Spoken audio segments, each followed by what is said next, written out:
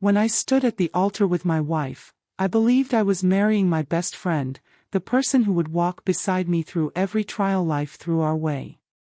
Our marriage wasn't extravagant, but it was built, or so I thought, on love, honesty, and trust. For years, I gave everything to our relationship.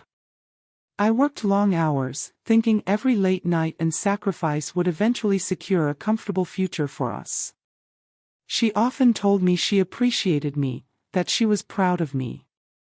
I wanted to believe those words. I didn't know then how empty they had become. It started small, subtle changes I didn't pay much attention to at first. She started guarding her phone like a treasure chest, always face down, always in her pocket.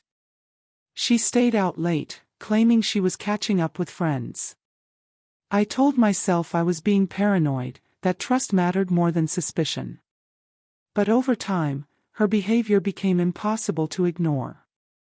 The warm, natural conversations we used to share turned into vague answers and awkward silence. My gut screamed that something wasn't right. One evening, she came home glowing with a strange mix of nervousness and forced sweetness, almost as though she were covering up a secret. I asked casually about her day, and her vague response only confirmed my fears. I didn't push her, though. Instead, I quietly decided to watch and wait. Soon enough, the truth found its way to me.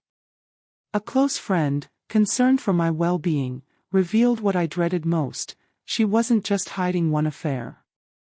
She was seeing multiple men in secret. 4, to be exact. The words hit me like a blow to the chest.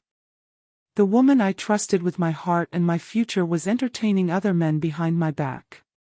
My whole world tilted in that moment. But I didn't rush to confront her.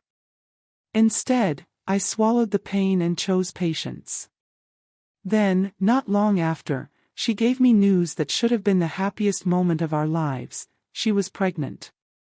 She smiled through tears, holding my hands, and declared, "This is your baby."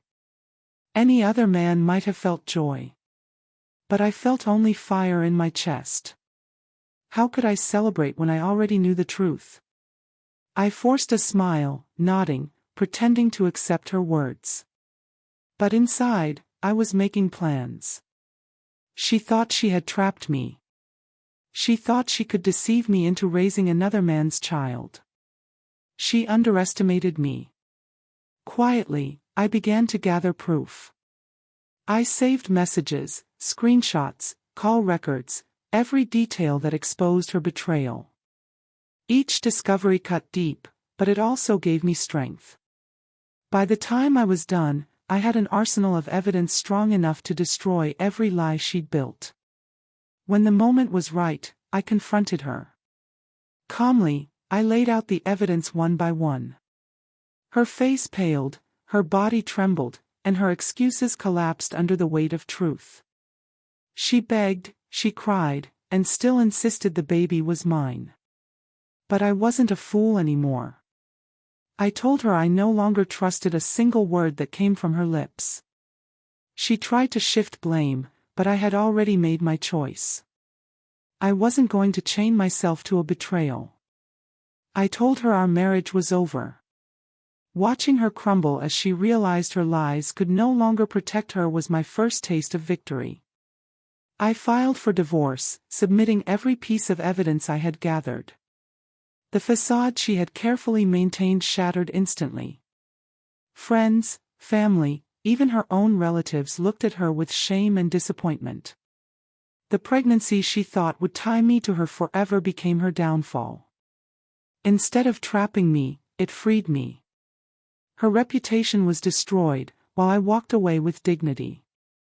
My revenge wasn't loud or violent, it was simple. I let the truth speak louder than her lies. She was forced to face the consequences of her actions while I rebuilt my life.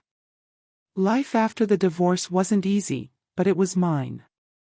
Piece by piece, I became stronger. The scars of betrayal remain, but so does the lesson: love without loyalty is nothing, and trust once broken can never be repaired. In the end, she wanted me to play the fool.